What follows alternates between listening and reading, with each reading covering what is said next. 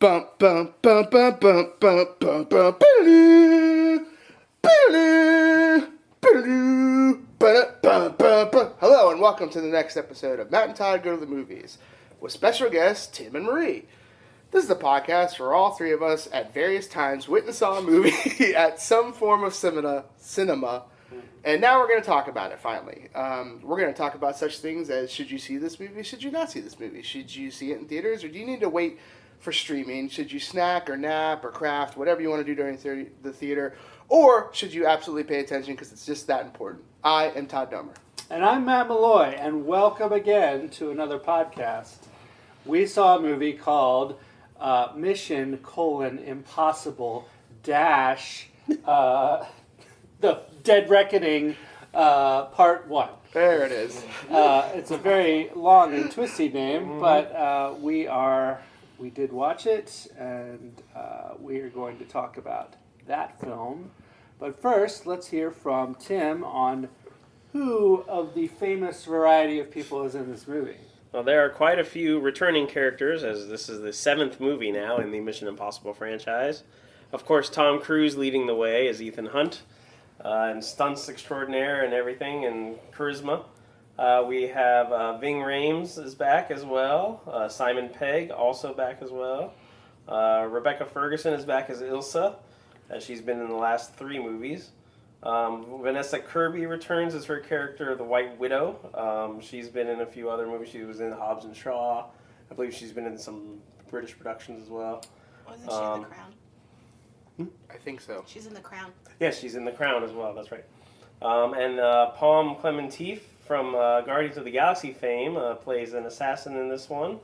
And then back from the first Mission Impossible is Henry Czerny, who played Kittredge. He was one of the guys that Tom famously faces off in the aquarium restaurant.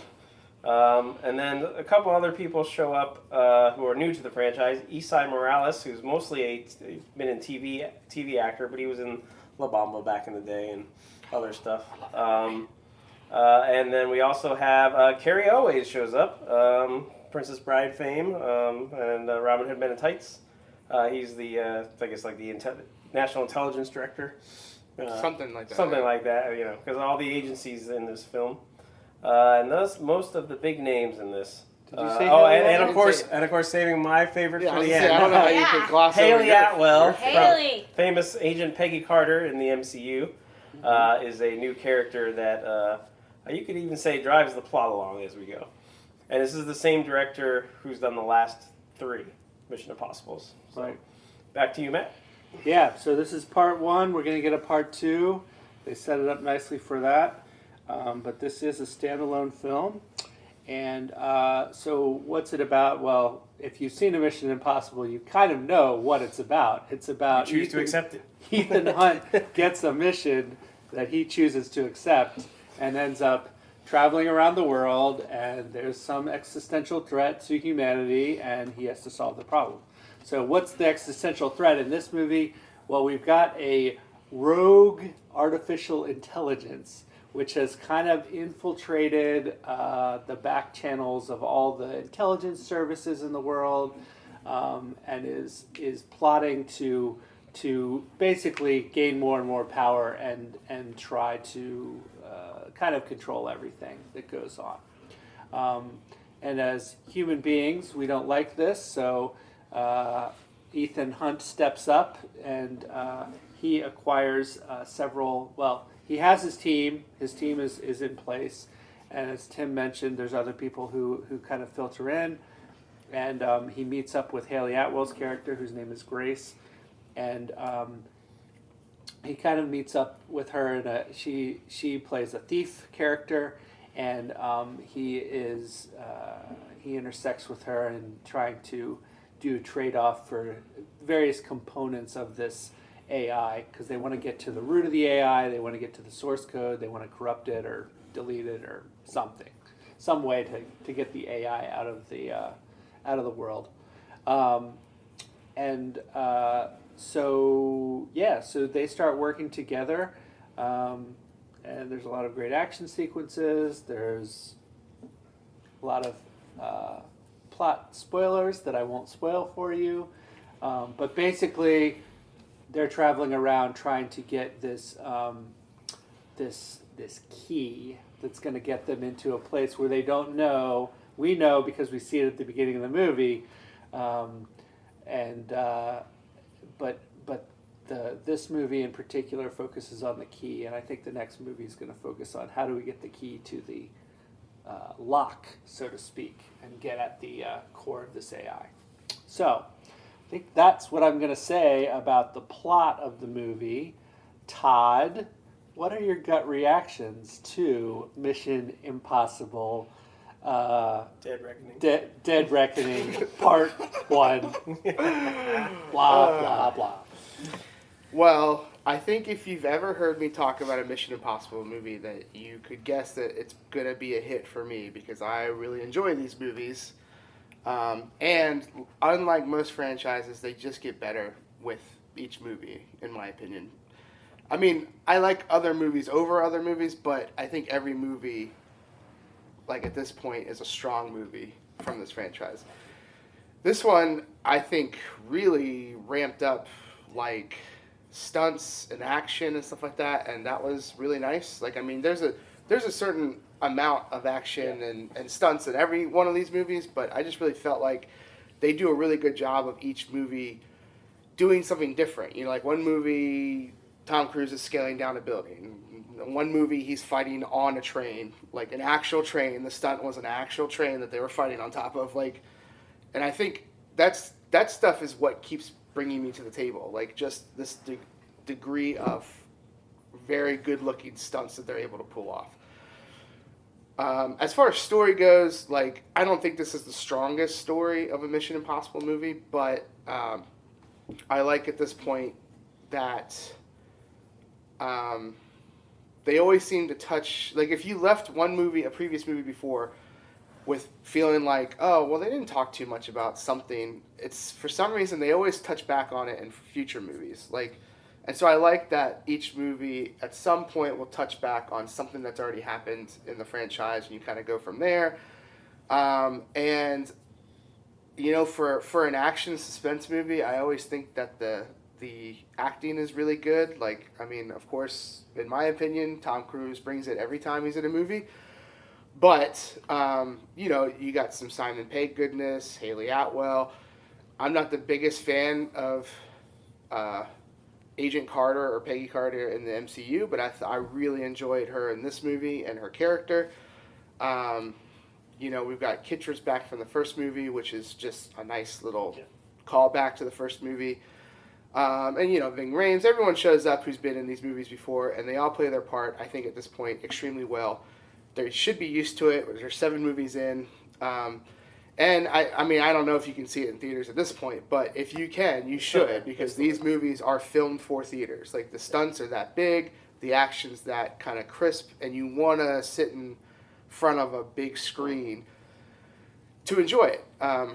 So, you know, there are some drawbacks. We're 7 movies into this franchise, and some stuff is kind of like, there's always a point at this point in these movies where the mission goes wrong. There are some paint by numbers at this point for these movies. Like, I think for the past, like, 3 movies, the face machine has broken in these movies at various points. Like, it seems like they just keep going back to that plot point of, we got a plan, what can throw a wrench in this plan? Oh, the face mask thing doesn't work. So I think, you know, I hope the next movie is the last movie, because I'd rather see this franchise kind of just like Go out on top. Yeah, and not just bubble down to crap. So hopefully the next movie ties everything up, and we can just, you know, watch it right off into the sunset. But this is a good time. So if you've seen one of these movies and you liked any of the ones before, you should see this movie. If you're a fan of Tom Cruise, you should see this movie. There's not really many reasons to not see this movie unless you're just not an action suspense person. Then this movie is not for you. So I say see it in theaters. And if you can, but you should see it no matter what. Let's go with Marie. Thank you, Todd. You're very welcome. Well, I used to watch the Mission Impossible movies when they first came out. And then, you know, I had children and stuff, so I missed a whole bunch in the middle. Mm-hmm. So here we are. And I also have a really love-hate relationship with Tom Cruise. Sure. Yes. Yeah, personally, I have some issues with him. But, you know, my claim to fame is I was in the same bar with him in 1989, and, you know, we made eye contact. Wow. That is around cocktail era. That's great. Yeah, it was You could pre-Nicole manage. Kidman. Oh. Anyway, so so it's been a while since I've seen a Tom Cruise movie, and I didn't expect a lot because of my ambivalence about him, but I love this movie. And I loved Hayley in this movie because I do like Agent Carter, but I love the story, I love the action, I love the stunts, I like the humor. It was funnier than I remembered. And I had a great time. And like I've said before, my metric of a good movie is if I forget about everything else and I don't think about a thing until the credits roll, except for this movie, then it's a good movie, and it worked for me. I can't say there's much character development, but that's not what these movies are about. So I think it delivered everything that it promised that it would. And I don't like a lot of gore. So there was just enough violence and fighting, and I was happy with it, and not a lot of blood and guts, which I don't like. Yeah. So there was nothing that turned me off about it. I really enjoyed this movie for action and suspense. You know, I didn't get the whole AI thing. That was kind of hokey, but whatever. It was a lot of fun. Yeah. Tim? Well, like you, Todd, I'm a big fan of Tom Cruise and this journey we've been on, especially in this franchise. I do agree that these are we've hit this pinnacle of how good these movies can get, and yet they still can give us another 3 hours of new content that's amazing.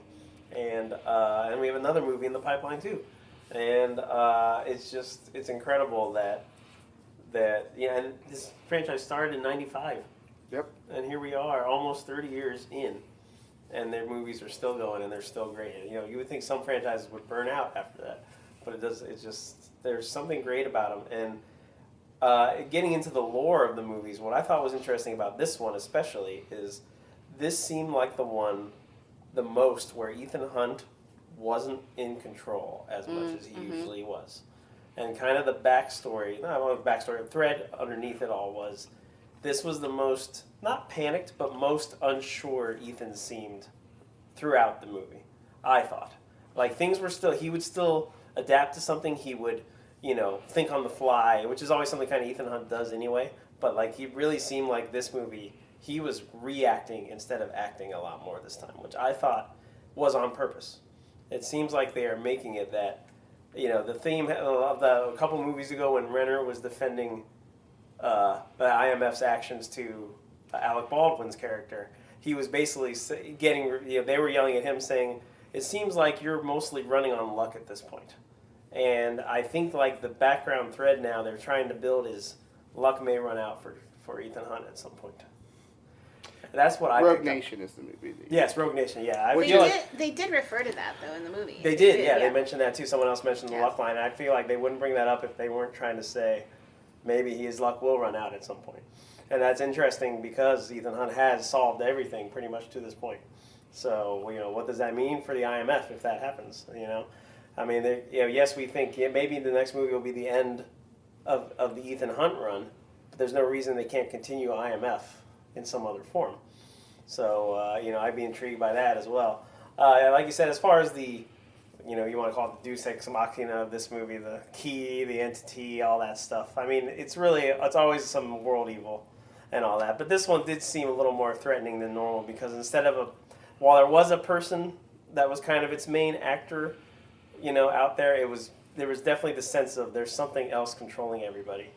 And, is there a way to win this one? And I kind of like that this one was a little unsure. And so, and yet it's not a bad thing. It's just wow, what happens now? And this is the first time in a while where there's a part 2, but you're satisfied at the end because they gave you enough closure, but then there's still enough threads to pick up on for a part 2. And that's hard to do. And I thought they did that very well. And I thought also the way they used the music in this movie was really good. There was a lot of the hints of the theme, but it was more like background dun, dun, dun, dun, building tension instead of just the standard version of the theme. And I love that theme, so I'm always up for hearing it at any point during the movie. And I do agree, Hayley really almost stole the show from our usual crew. She really got to shine in many ways in this, and I think that's, can't wait to see more of her in part 2. Nice. Matt? Well, you guys have said a lot of stuff, and I agree with all the stuff. I love these movies, I can. And I thought this movie is a fun ride. It's pretty long. It might be the longest one. If I have to list things, like, I agree with all the positive stuff that you guys have said already, but if I have to list some detracting points, it's kind of long, but it doesn't feel long. Right. Yeah. And so that's not too much of a detracting point. You do have plenty of Tom Cruise running. Maybe they could have cut There's some a lot of parts running. of that. But that's his thing, man. That is his thing. He does. I mean, at this point, we all get it. You're a great runner, Tom. And it looks good on screen. Yes. We just don't need like 4 separate running sequences from you per movie. I mean, let's keep it down to like 2 per movie. Yeah. So, and I loved Hayley Atwell in this. I agree that she really did shine in her role. And yeah, I hope we get some more of her in part 2. I think I'll leave it there. Yeah. I don't have a lot to say that hasn't been said, so I won't belabor my speech here. Fair enough. Well, how many gas bombs would you give this movie, which was a new addition to Ethan's arsenal? He used some knockout gas bombs twice in this movie that we've never seen before. Oh, yeah. 0 being the worst, because then you got no smoke bombs, and if you have an annoying neighbor over, you can't, gas them and leave. 5 being the best, because then you got some in reserves, and you can save them for when you really need them. So, Matt? Well, I'm going to go with 4 gas bombs out of 5. This was a solid entry. I do think you should see it in the theater. If at all possible, we're kind of late getting this podcast out, but if you can, try for that. I did like the gas bomb concept as well. I did too. It was one of my favorite things about the movie. Kind of funny. But yeah, so 4 out of 5. Nice. Marie? For no particular reason, I would say like 3.8. 3.8. Tim? As you said, these movies have been all great. I would argue the last few have all been 4 and above. Ghost Protocol being my favorite of the bunch. I was going to ask you what your favorite was. Yeah, Ghost Protocol probably.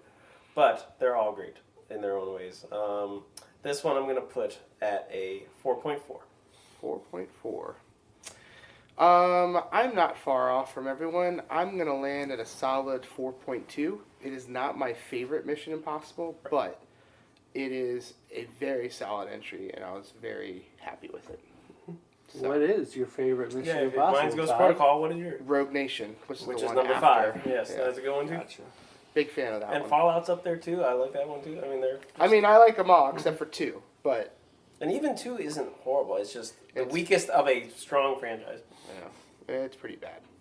It Good has, old- it has its moments. Good old It John has some Woo moments. action. Lots of slow motion. So, All right. Well, any last thoughts before we wrap up? One more, I think I forgot, I left out. What I liked about this movie too is they tried to show scenes, or not show scenes, but like have skills from other movies in this one. I've noticed, like there was a motorcycle chase, there was there was some underwater stuff. They try and touch on things from other movies that they've done, but it's twisted in a new direction, like a different car chase than usual, or a different. But it's all things that are kind of part of the franchise yet new. Like the first movie famously had a train sequence, and then this one had a new version of a train sequence, and it was different. Yeah. And you're just like, wow. And it's just how many more things can we get at this point? And like I said, excited to see what he's got planned for part 2. How do you top motorcycle cliff jumping off, onto a train? yeah. It's hard. Driving handcuffed through driving handcuffed through the sure. streets of Paris. the little mini car. Mm-hmm. I don't think Rebecca Ferguson gets enough credit. For I agree, as Ilsa. for the Yes. movies that she was in. Yes. So He was that's a it. solid part of the staff. I agree. I would like to see an alternate reality version of Dead Reckoning Part 2, where it's about 30 minutes long, and Ethan Hunt's luck runs out in a spectacular way. And, to take this movie as an example, he rides his motorbike off a cliff and a parachute Doesn't opens. make And he just doesn't make it. And the parachute doesn't open. And that's just it. Plummets to his death. Fade on the floating parachute, fade to black, and you get the credits and Mission Possible. mission. But anyway, so that's going to wrap it up for this episode of Matt and Todd Go to the Movies, where we saw Mission, Impossible, Dead Reckoning, Part 1. And we'll be back for Part 2. So we gave it an overall rating of 4.1 gas bombs out of 5, which is a decent rating. It's our... Another high one. We've had a few high ones lately. It is lower than Joyride and Barbie. Overall. And Spider-Man. Yeah, but that's top 5. Yeah, that's pretty good over the last few months. So anyway, thank you for listening, all listeners and downloaders and subscribers. Do your thing, and we will see you next time. Da da da da Da da da da da. da